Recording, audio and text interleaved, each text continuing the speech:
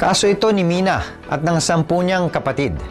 Anak sila lahat ng mag-asawang Julio at Gracia na siyang rehistradong may-ari ng isang parselang lupa na may sukat na 3,643 square meters at sakop ng titulo bilang 14202. Nailabas ang titulo noong pang March 8, 1972. Ang lupa ay isinanla ni Julio sa panganay niyang si Mina at sa asawa nitong si Pasio.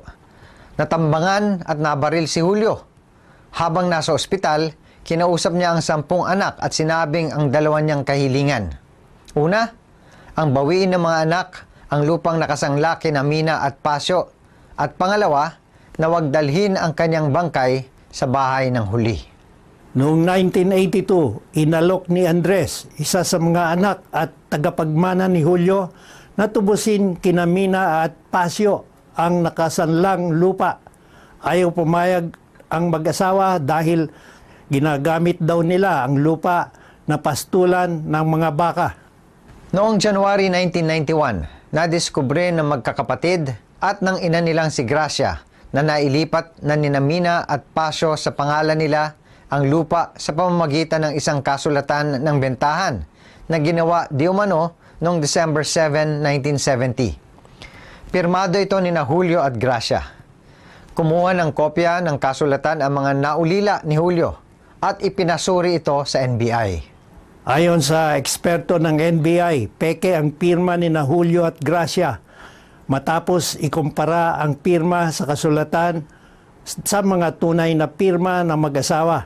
Kaya't noong April 13, 1992, nagsampa ng reklamo ang mga anak ni Julio pati ang ina nilang si Gracia upang mapawalang bisa ang kasulatan ng bentahan at upang makansila ang titulong nilabas sa pangalan ni Mina at Pasio. Hiniling rin nila ng danyos na gasto sa abogado pati ang pagpapatigil sa mag-asawa ng paggamit ng titulo. Sa kanilang sagot, itinanggi ng mag-asawa na pineke nila ang titulo. Ayon sa kanila, parte ng lupa ay minana ni Julio mula sa kanyang mga magulang at hinati ng magkakapatid sa pamamagitan ng tinatawag na extrajudicial partition. Noong daw December 7, 1970, pinirmahan ni Julio ang kasulatan ng bentahan at kasama rin dito na pumirma ang nanay nilang si Gracia. Matapos ang paglilitis, napakinggan ang testimonya ng eksperto ng NBI at napatunayan ng mababang hukuman na talagang pineke ang kasulatan ng bentahan. Sinang-ayunan ng Court of Appeals ang desisyon ito. Kinuwestiyon pa rin ni Mina at Pasio ang desisyon ng mababang hukuman at ng Court of Appeals. Sila na daw ang rehistradong may-ari ng lupa magmula pa noong 1970. Malinis nilang nakuha ang titulo at dapat silang ituring na holder in good faith. Ayon din sa kanila, hindi na dapat pinabayaan na makapagsampa ng kaso ang magkakapatid noong April 3, 1992 dahil paso na ang karapatan nila. Tama po ba dito ang mag-asawa?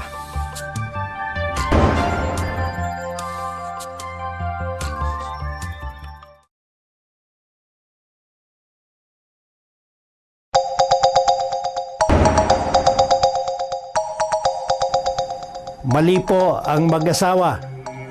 Upang maituring na ang isang may hawak ng titulo ay isang holder in good faith and for value, kailangan na hindi peke ang instrumento, kasulatan na ginagamit sa pagpapatitulo.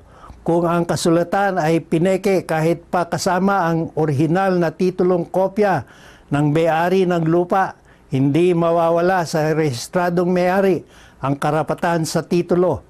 Hindi rin magkakaroon ng karapatan ang sinumang pinaglipatan o pinagbentahan ng peking titulo. Pinoprotektahan lang ng batas ang isang inosenteng bumili ng lupa kung legal itong nakuha mula sa rehistradong may-ari at hindi sa pamamagitan ng pamameke ng kasulatan. Malinaw na hindi nilipat ng pekeng kasulatan ng bentahan ang legal na pagmamay-ari ng lupa kina Mina at Pasio. Hindi sila makakapagtago sa legalidad ng titulong kanilang hawak. Dahil napatunayan na peke ang pirma ni Julio sa kasulatan ng bentahan, tinuturing sa ating batas, Article 1409 Civil Code, na hindi kailanman nagkabisa or void and in existence at peke lamang ang nasabing kasulatan. Ayon din sa batas, Article 1410 Civil Code, hindi kailanman nawawala ang karapatan sa paghahabol sa pagpapawalang bisa sa ganitong uri ng kontrata. Permanente ito at kahit kailan ay hindi nareremedyohan kahit pabaguhin o kahit pa ilang taon ang dumaan.